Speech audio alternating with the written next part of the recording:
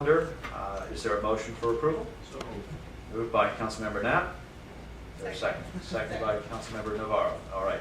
Are there comments on the consent calendar? Council Vice President Brewer.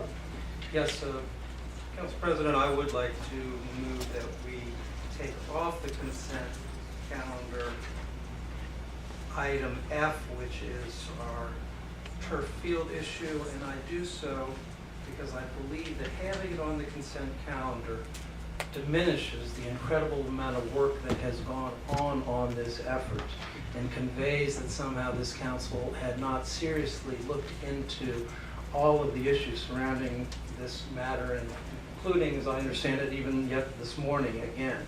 So I want for the public to understand how seriously we looked at this, and again, my belief is that having it on the consent calendar somehow trivializes all the work that has gone on this matter, and it is not to suggest that in any way I'm not supportive of the conclusion that has been reached with respect to this, but I just think that this is too important to too many people to handle in this manner procedurally. So Okay.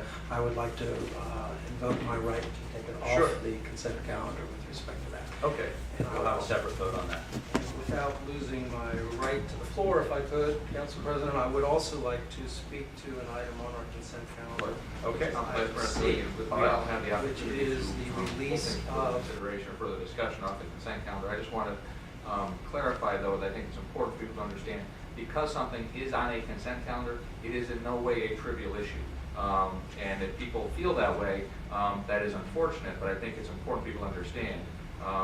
We have a number of things that take place on our consent calendar each and every week.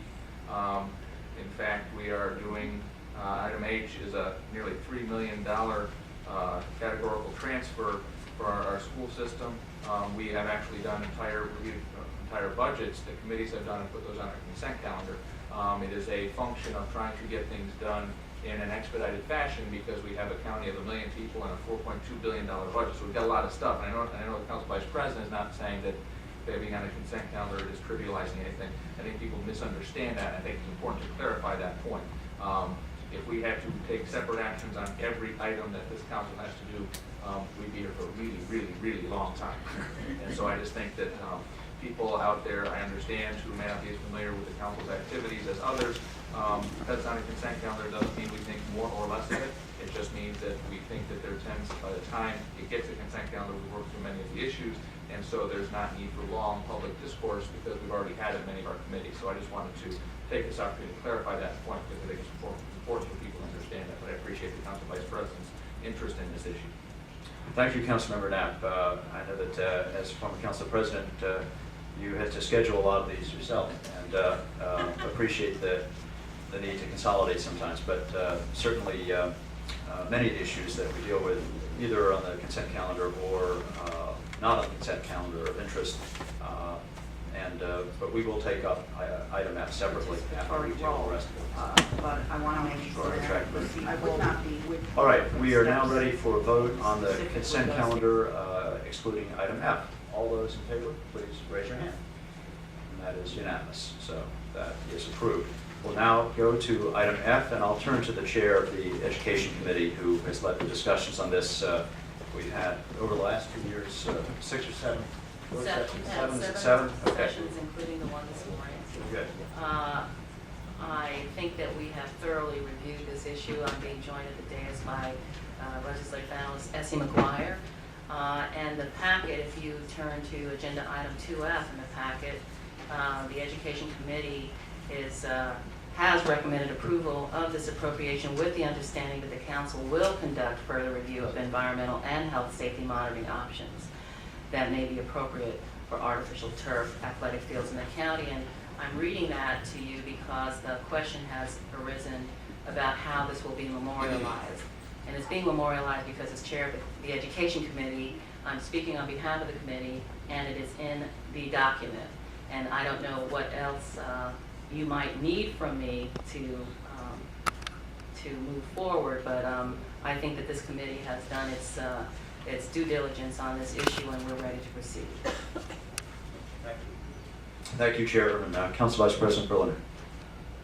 and let me make clear again, to the extent to which I did not I do not question due diligence, and I do not question the due diligence of the parents of the Walter Johnson community who are eager to have this field and eager to have their kids play on this field. And I, for the life of me, cannot figure out how parents that would willingly subject their children to a serious environmental hazard. So I know that they have explored this issue carefully. I know the school system has explored this issue carefully.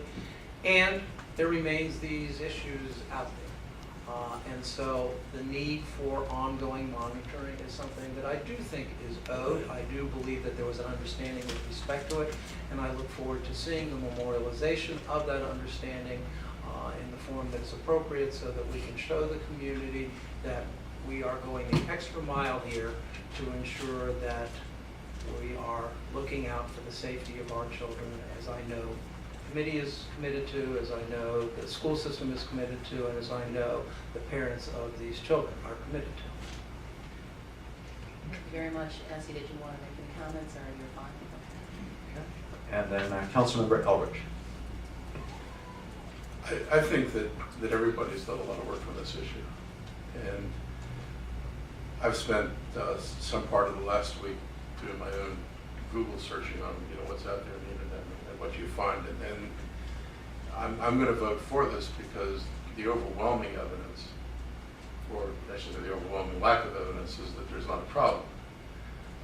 But I will say that the people who raised issues about this do have issues that are under further study, and I will point out two things that struck me. One was that under the state of Connecticut, the Connecticut Agricultural Extension Station did a study of rubber pellets that are used in this material, and they concluded that there was leachate from the pellets into the water, and there was some concern to them. Now, other studies by other groups have not found that. It is also true that this particular company now has a lead-free product. But it's also true that this company claimed for years to have a lead-free product, and they didn't have a lead-free product. They were sued by 2 jurisdictions in 2008. They admitted they used lead chromate. Lead chromate is used to enhance the green color in the turf. When you see artificial turf that turns yellow, it's because the lead chromate has leached out of the blades. But after the lawsuit, they removed the lead chromate from their product, and I believe their product is in fact now lead-free, that they have taken the steps to correct the problem. But the fact that they did say for years they were lead-free when they weren't, I think, says something about the need to do due diligence. Just because a company says we're not doing something wrong, doesn't mean they're not doing something wrong. And there's not like a short corporate history of that. There's a rather long corporate history of that. So I think people